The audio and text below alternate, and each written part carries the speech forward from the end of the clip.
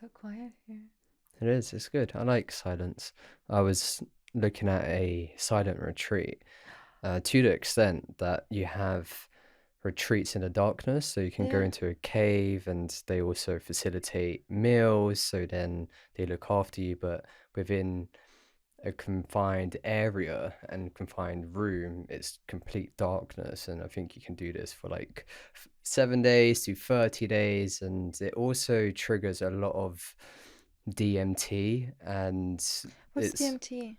so DMT is created from dreams, right? So we Yeah. all produce a very macro dose. It's a small dose that's produced when we sleep in our pineal gland, and there's evidence now showcasing that we also produce a macro dose when we die.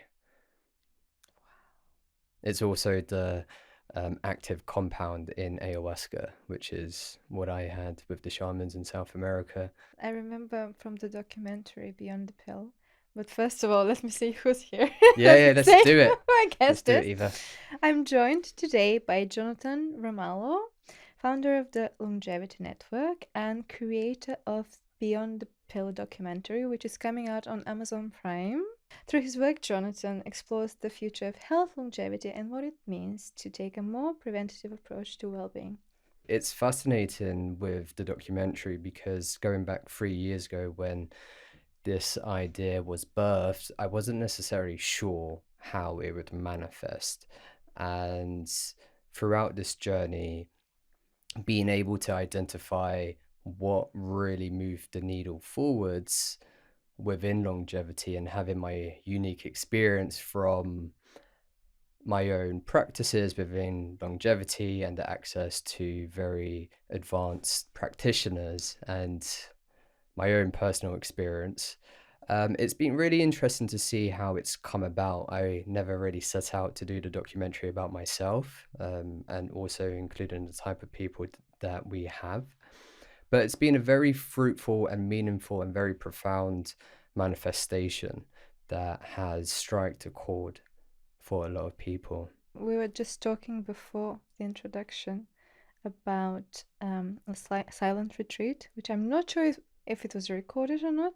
So it would be nice to get into it again because it's such an interesting thing that you mentioned and what we get out of that. I've heard about silent retreats and what they really awaken in us, and it's kind of like terrifying in a way, like before you've experienced it, because in the world we live in, it's not something that we're close to as human beings. Absolutely, it's fascinating because we grow up in this experience, if you will, being programmed at such a young age. For example, when you're trying to get a kid's attention in front of the screen, everyone knows that they ignore you, and it's not out of choice. This is a very intense experience that the child is going through. They're essentially being hypnotized, and what that looks like is the amount of frame rates per second that is flickering that captures the attention and the mind of a very vulnerable brain that's developing, that can't compute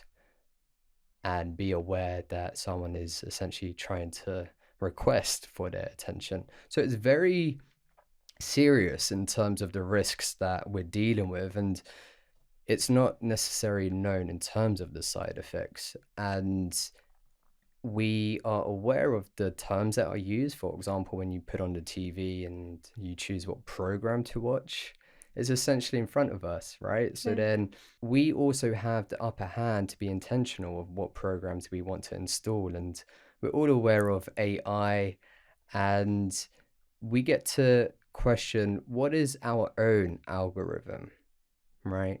What is our own operating system?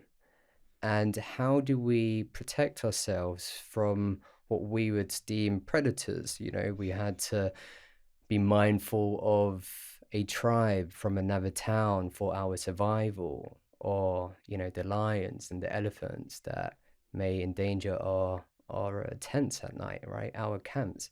Whereas nowadays we have some of the most sophisticated scientists that have engineered and architect ways for our attention. Our attention is a commodity, And this is what we're up against, right? So then it's so fruitful, one, being aware of that, and two, being able to utilize that in a way that can serve you. When it comes to influencing, for example, everything is about getting attention, monetizing attention, right? Making money out of attention. Your documentary touched upon mental health, and it's something that I'm very passionate about because I've struggled with it myself. I want to ask you, how much of mental health issues do you think are actually about our disconnect from ourselves? Connection is everything. Yeah. It's essentially one of the key biomarkers that I've distilled as mood, right? So when we're looking and we're measuring all of these different biomarkers, I've simplified it in a way that I look at my mood, which is also not just a connection to other people or a sense of belonging, but it's a connection to self. And I think it's critical because having that connection will impact all of the other factors in longevity. And in the film, what we've done is broken it into three phases. So we go to recovery, performance, and prevention. Because from my own experience, I've discovered that performance is a byproduct of recovery. The more I've recovered, the more I'm going to perform. And the more I perform, the more it's going to benefit prevention. And the four pillars that we look at is sleep, food, mood, and move. These are all ways that we can simplify and understand how we can essentially reach our full potential. And we question, why would I want to reach my full potential? Mm. And I've come up as a child craving my grandparents' attention, right? I really wanted to play with them. And after my granddad had suffered a stroke, I realized that my most successful way to get him to play with me was to get him angry, right? Mm. And that would conjure up enough energy for him to chase me around the house, right? So as a kid, I was ecstatic, I was excited, I was like, success, I've got him to move, he's chasing me, right? So as a young boy, it's super exciting, and you start to understand what makes someone tick, right? How does Mm. behavior shift, and what do you need to do to influence behavior? So psychology has been a very fascinating domain for me because I've always been interested to understand how a mind works, to understand myself better and to understand others better. And my coach, Anne Espiritu, has been instrumental to help me understand my relationship with myself, and the frameworks that she uses, for example, being a mirror, right? So we're Yeah. all mirrors with each Yeah. other. And the science is also fascinating when we look into mirror neurons. Like being in front of a person, there tends to be something within neuroscience that we start to manifest and wire these mirror neurons, which is incredible. And it's not something you necessarily learn at school. So having a opportunity to heal yourself, having an opportunity to reach your full potential. I'm not saying in a narcissistic way at all. I'm saying in a way to honor yourself and honor a higher purpose, whether it's God, whether it's nature, whether it's your love for yourself and the world. And by serving yourself, you'll be able to serve others, right? And the difference is the energy and the presence that you bring to the table, and the decisions that you make are essentially what you become. And that really helps to set the standard in the room, and it shows your level of contribution. Contribution.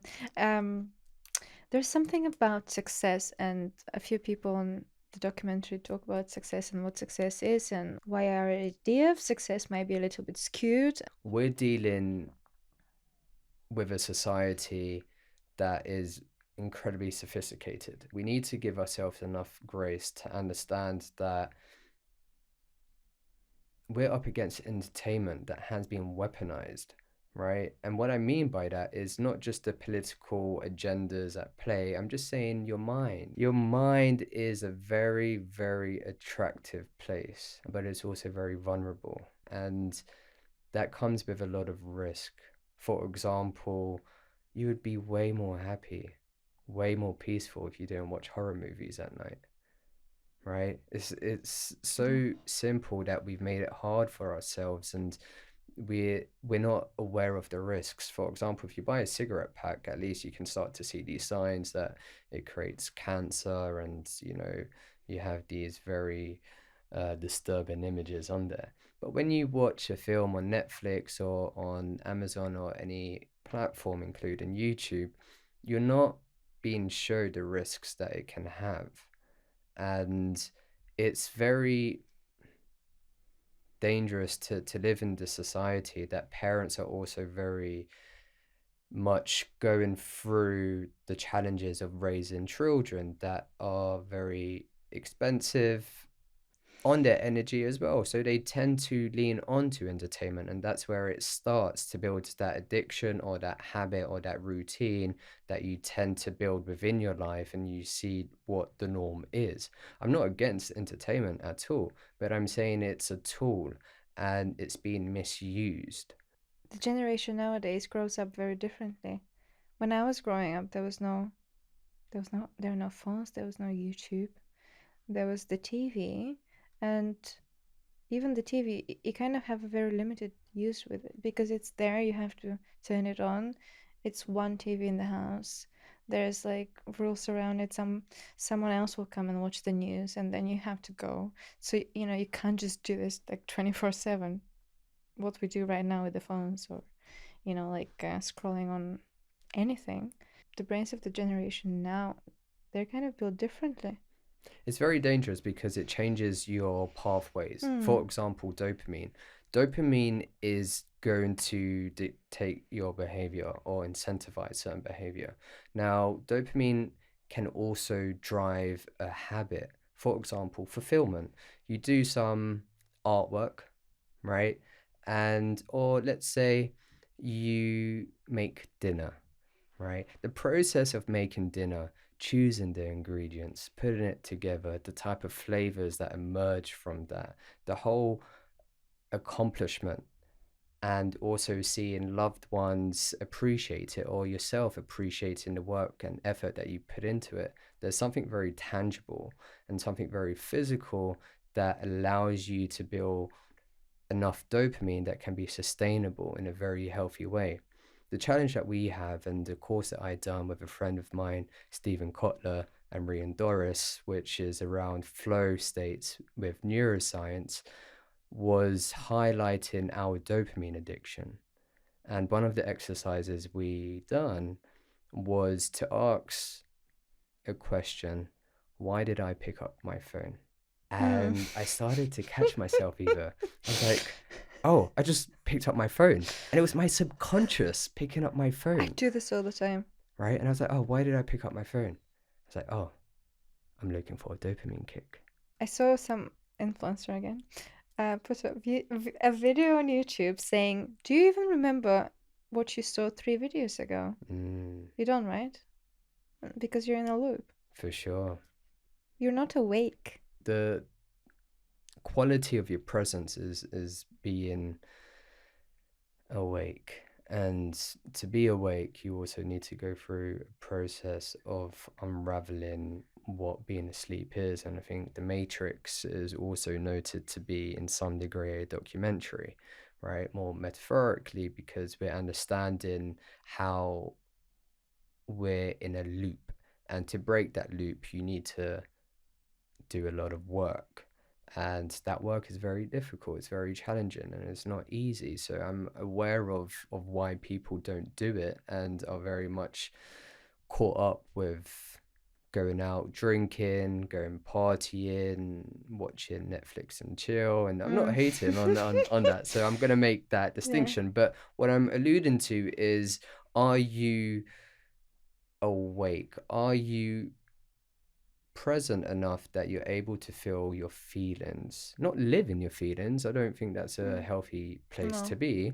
I think you want to be able to be strong Mm. enough and awake enough that you're able to feel these emotions, these feelings, right? Before I think it was the Greeks who thought emotions were these spirits that Mm. would come and go, just like clouds. And, thoughts are the same, right? We don't have a physical area that we store our thoughts. It doesn't live inside of us, right? And there's very fascinating literature around it.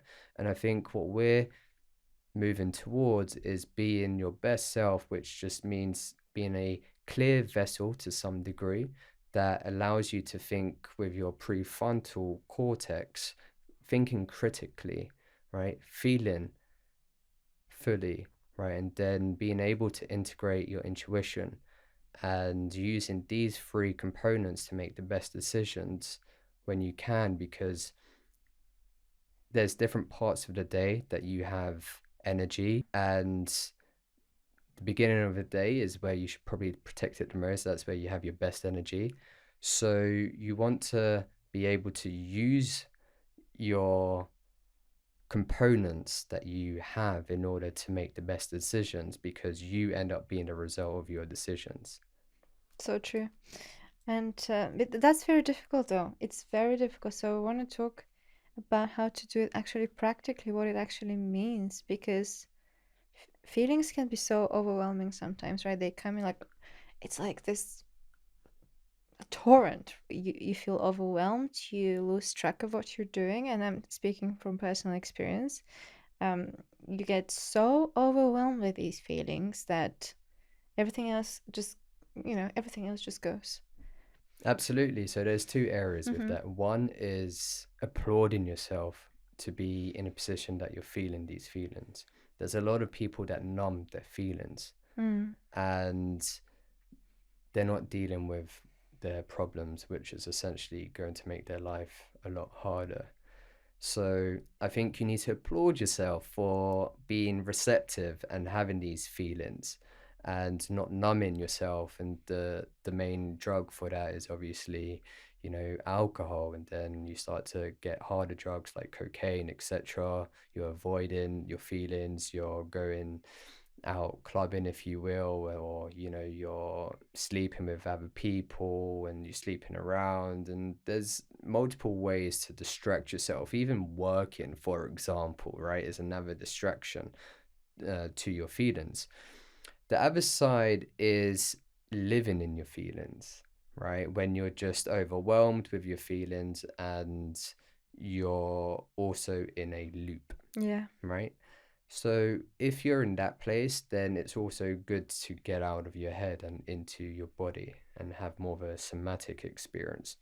One of the things that we're developing is called face bath, and it's essentially a way to produce similar impacts of cocaine, right? So the level Mm. of dopamine you get in cocaine is very similar to what you have with cold exposure, right? So then you have an increase of dopamine and norepinephrine that is incredibly high, and it gives you a very big dose of dopamine. A lot of my friends in their 50s are saying, the other guys can't keep up because they have heart problems, right, due to their decisions, Mm-hmm. right? When you're So 20. your decisions are very much going to be Yeah. a dictator of your life, and what we have is the present moment, and what we tend to forget is where we want to end up in life, right? Because hey, this could be a bit fun, and this is attractive, or people talk about peer pressure, whereas it's usually a lack of morals or a lack of discipline or a lack of resistance, right? And resilience.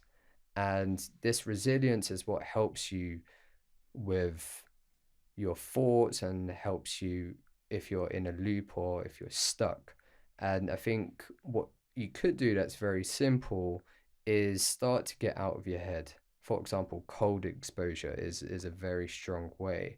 Also, the sauna is a lot more beneficial to women than cold exposure from the latest studies we're seeing, and it's less aggressive, it's more I inviting, like and women sauna. love it, right?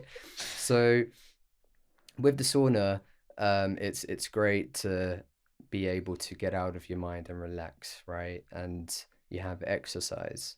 You want to make sure you're eating well, you're sleeping well, talking to a friend, reading something positive. So I would say try to get out of your head. And I think you know this very well, Eva, Hmm. is, if you're having a heated moment or a heated experience, you never write that heated email. You sleep on it. Yeah, it's something I actually do. Sometimes I'm so quick at if I make a decision and I realize that, right? I'm so quick to notify people immediately. This kind of impulsiveness, right? Yeah, it's interesting. I think impulsiveness is fascinating, right? Because you want to reduce the filter, and it's good to some Yeah. degree, but you also want to align with your North Star and identifying where that is and what your outputs look like is really going to be supportive with if you're hitting the mark or not, right? So the more work we do on ourselves with what is our North Star, what is our value? Is it, for example, for me, it was always integrity, play, loyalty, and these are these attributes that make it very easy for me to make certain decisions because I know my modus operandi and like being able to navigate through a very centered place. I'm not saying it's easy at all. Yeah. I think one of the quotes I heard recently is man makes plans, God just laughs. Yes, it's true because sometimes, you have when you're connected to values is very powerful, but then at the same time, sometimes personally, I have this moment where I'm making a decision and I'm realizing there's a part of it that's more so, the path of least resistance, right? It comes from there where it would be too triggering for me to make a decision that's too big at that particular moment. But the more you change and the Mm. more you grow, even the path of least resistance becomes resistant. So you kind of like, you really have to start challenging yourself at one point. And I'm experiencing this at the moment with It's something. a feedback loop, right? Yeah. So, for example, the path of least resistance is also identifying resistance, which is going to be a self-fulfilling prophecy in that resistance, right? So once you've found it, right, you can also allow it to serve you because within ascension, within expansion, you're going to be finding the norm within a certain space that before wasn't the norm. So then your path of resistance is always going to evolve and it's always going to shift, right? Ideally, it's going to go towards your North Star, but these are where you create certain boundaries and certain check ins to ensure that one, you're connected to yourself, right? Connected to your higher purpose, and you're being truthful not to yourself, but also to others, right? And I think that level of integrity is what we have that will support our clarity moving forwards because people talk about a mask, people talk about performing, but the amount of energy it requires to have a mask, the amount of energy it requires to perform is very taxing, Yeah. right? So it starts to pay dividends if you do the work on yourself. And going to your point, about triggering, there's a documentary, my favorite documentary, I would probably say, it's called The Work. And in prison, what they have is these group therapy sessions, right? And they can say whatever they want to say within a confined space, and usually it's a group of like 8 guys, right? And what you start to see is a projection of, a stepdad or, someone that had triggered them in their lives, and it projects in this circle, and what you see is the emotions come full circle, which is how they express themselves from a certain trigger, but the release is Hmm. there, and you see these grown men in prison being triggered and being able to complete their I'm emotional gonna try this cycle. down the work. It's incredible, and I think this is where we start to understand what masculinity looks like and what a real man looks like is, and also everyone else being able to experience their emotions. It doesn't need to be something that they act on, but it needs to be expressed, and that's the difference. I'll give you an example here, Eva. About 7 years ago, I was doing a course. I was training in therapy, psychosynthesis coaching, and we done an exercise. It was a meditation, and we would have a A1 piece of paper. We'd be able to get crayons, felt tips, pencils, pens, choosing anything that you'd like, and then you'd have to paint. You know, what does your mind look and feel like, right? So we painted it. I done a river on top of a mountain, and then they ask you to put the paper in front. There's eight of us, then you step on it and then you embrace it. And it felt incredible. I had these sensations going through my body, right? It's a very somatic experience. The next one was your feelings, right? And your emotions. And within this exercise, you're taught to not really think rationally. You're Mm. not essentially looking into symbolism. You're being able to be guided and tap into your subconscious and just allow that work to manifest in a visual and, really surrender to this experience. So I'm getting out of my head and I'm like, all right, body, you do the work, right? You tell me what you want. Subconscious, you're in the lead now, right? You're taking lead. And my hand reached for a black marker. I was like, oh, okay, interesting. All right, stop thinking, right? But I'm observing. I've now become the observer. I'm observing the observer, right? And then I saw myself drawing a black circle, but I'm not thinking why, Mm. right? I'm just observing. I'm removing my sort of ego to lead this experience. I really want to surrender to this moment and have my subconscious show or do this experience as they seem fit. And then, just like two magnets that come together, right? If you flip them on the same sort of sides, they repel. And I could feel the energetic resistance to this black circle on the paper that I didn't want to step on. And then that experience told me that I wasn't really connected to my emotions. It was a breakthrough moment. I Wow, realized like how closed I was to my emotions. that's so interesting. So also to actually really shut down the mind for that moment, which I can't do.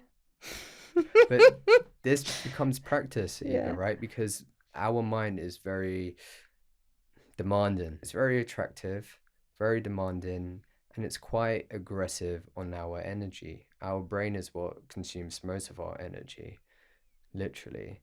And it takes a lot to shut it down. And we have many components to it. And we're talking about the subconscious, which is essentially what's running the show. And we have more access to it when we first wake up and when we go to sleep, which is where most of the hypnosis takes place. Or if you want to induce yourself with certain programming, then that's really key to use those two windows.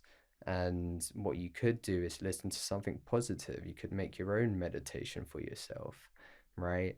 And being able to listen to something at the first moment of waking up, right? Even if you're still in bed, is going to be a dramatic difference to if you're listening to it 2 hours later. That's why you should also really protect it. First thing waking up, you don't really want to listen to the news, right? You don't really want to listen to the news, period, I right? know. Not the general news. You want to be specific to your Yeah. industry and you want to be tailored to getting the best insights and having a holistic way of processing what's going on into the world, but also prioritizing yourself and what you need first. For me, the morning is really powerful. How you wake up and what you see, what you do immediately after within the next, let's say, hour or two, right? Like you said, not scrolling on Instagram or um just having like maybe nice music and looking at nature, coffee. That's very meditative for me. Visualization would be great in the morning as well because it kind of, again, it sets you in the right mindset. Another thing I love is not just visualization, it's emotionalization. Mm. Feeling the emotions Yeah. of what you want your day to feel Yeah. like. It's a energetic signature, right? And being able to live in it is essentially very similar to actually living in it, right? And it encompasses that energy that starts to become familiar, and you do what's familiar to you, Mm. right? And that's the difference of being used to a certain energy and being comfortable and being prepared to handle the path of least resistance. I think someone told me yesterday or this week, you can only get in life what you're ready to handle. That's it. Like, no matter what you want, you can only have what you're prepared for. There's theories in life as well that the same lesson keeps occurring until you're Mm. able to overcome it. And one of the great things that my coach and spiritually done with myself was identifying what's one step for your nervous system to expand. And we're not necessarily given that context, which is identifying where are you within your nervous system and what it's one leap that isn't going to provide the anxiety that's going to make Mm. it too much resistance. So identifying one area that you can help increase the expansion of your nervous system is a very healthy approach. Whereas what we are essentially exposing ourselves to is usually leaps that are too uncomfortable, Mm. too anxiety inducing, because we're not necessarily aware of our own nervous system Mm-hmm. and we're not given the right sort of understanding on how to protect it and the damages if we do something too ambitious or too much of Yeah. a risk. It needs to be calculated and also collaborative with your nervous system. Yeah, so this is what I've been experiencing currently. Something that was too big of a leap. And the thought of that caused me so much anxiety. So even if I leaped, I would live in that anxiety. So it wouldn't really be a real leap, right? And then I didn't because I realized I need to do things in a different way. Safety is key, right? And Google done an experiment with identifying what is the most common traits within all of the top successful teams in the world.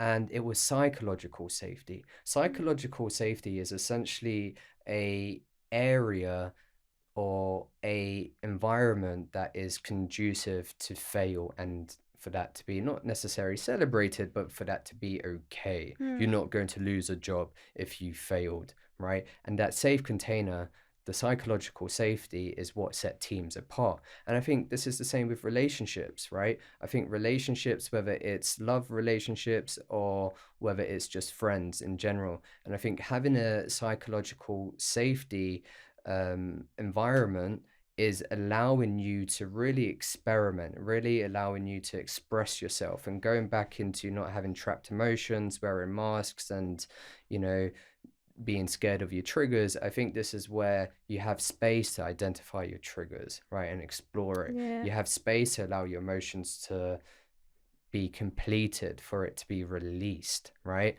And going back into an idea of what a man or a boy should look like or act like, and crying was a sign of weakness, whereas now I think it's been reframed, right? Like, I think crying is so powerful, and it's one of our ways of expressing ourselves, and it's a path of evolution. And I think seeing that in a man is very attractive because your evolved being, and being able to celebrate that shows your power.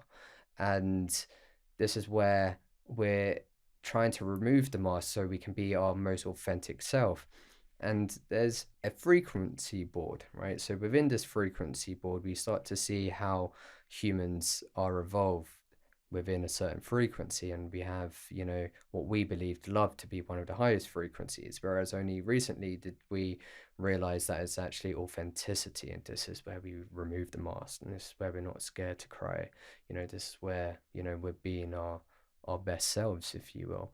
Best selves is just a byproduct of being yourself. And being yourself is a path of doing the work to remove all of the stuff that didn't serve you, including in programs that may have came from your parents, from school, from TV, from, very well funded organizations and corporations, like Cadbury's lobbying the diabetes foundation, and this is the world that we live in, and it's okay, but it's not okay not to be aware of it, Yeah. right? Like, you're having fake chocolate, you're not eating real chocolate. Real chocolate is cacao.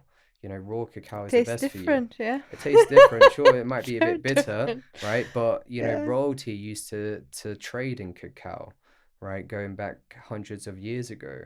And they used to even have psychedelics with cacao, and you're talking about not necessarily just elites, but royalty, right? So our history also highlights things that feel like it's coming full circle Mm-hmm. again.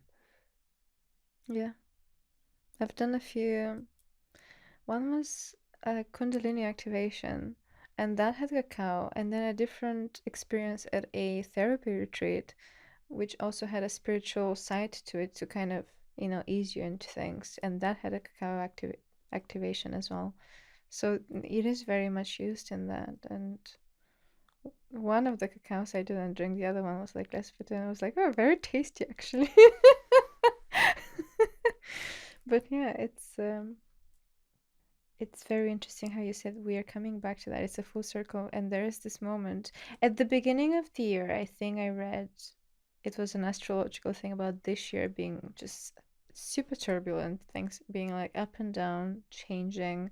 I think we need to sit with ourselves, Mm. right? We're living in a very fast-paced world, but the reality is that is not our nature. Our nature is very present, right? There is no future, there is no past. We think of death as being in the future, whereas we have death in the past. The years that have gone by is essentially death. And being in the present moment is what we're going to have in the future. It will be now. Time is it's an illusion, right? It's a form of measurement that is very helpful for us to process a certain reality. And I want to go back to your point, talking about community, right, and loneliness. And it's interesting because I think it's been floated around within the longevity circles, and one of the things being the most underrated, undervalued part is community. Whereas I think it can't be just community, it needs to be community stacked with empowerment, stacked with certain morals that also allow enough authenticity that people will call you out on your bullshit and people will pick you up, right? But if you don't have community, that they're not going to call you out on your Hmm. bullshit, they're not going to hold your hand and pick you up, then it might be a disservice to you, right? You might get stuck in your mask. You might get stuck within certain trigger points and not being able to break through that and evolve. And you might be better off alone that way. It might be a comfort zone, right? If because the people around you, you change with them, or you should be changing with them, right? And the more you change, the more people who are aligned with where you're going, you should have around you. So if that's not happening, perhaps it is a comfort zone. 100%. So, osmosis is essentially where you're going to be soaking up a lot of stuff towards your subconscious, right? You're not aware of it, but we're all influenced. And this happens in media. You start to relate yourself to the hero. Even if the hero is not a good person, you start to see yourself in them, right? So then once we've studied media and we're aware of that, we are so vulnerable that we're not aware of the programming or the values that are being injected within our subconscious because we can't guard ourselves that way, right? That's the difference here. It's not as if, we're talking about something to accept cookies or, don't have the sugar. It's more what's happening due to your environment that you won't be able to stop. So, deciding that environment and being very conscious of the good and the bad or what you want, because you're going to be a byproduct of that environment. So, you can't necessarily go on this path of longevity or this path to reach your, full self, if you will, or path of discovery if you're not taking in the environment. Speaking to some of the top longevity investors in the world, and realizing that a lot of the money is going into biotech. We've gambled in a very individual way. And what I mean by that is within all of these new therapies that are undergoing these clinical trials or getting FDA approvals and getting funding, it's not countering the fact that our environment is very toxic. Mm-hmm. Regardless of how fit and healthy you are, what I've learned with Beyond the Pill and my own journey is going through a stage of different components. One component was thinking that psychedelics seemed to be the best solution that we had for Yeah. mental health, Yeah. right? I went on that expedition to figure out, is this something I could advocate for? I went to South America, I spent time with shamans, done my own due diligence, read the clinical papers, read the books, learned about DMT, read about shamanism, and was recommended to do this with this particular shaman. I came back to London, diagnosed with schizophrenia. I lived in a psychiatric ward. So that was my experience from ayahuasca, thinking this was the solution to mental health and actually, falling right at the bottom of what mental health looks and feels like. And it wasn't a 6 hour experience, it wasn't a 2 day experience. It was literally months that I'm living within psychosis.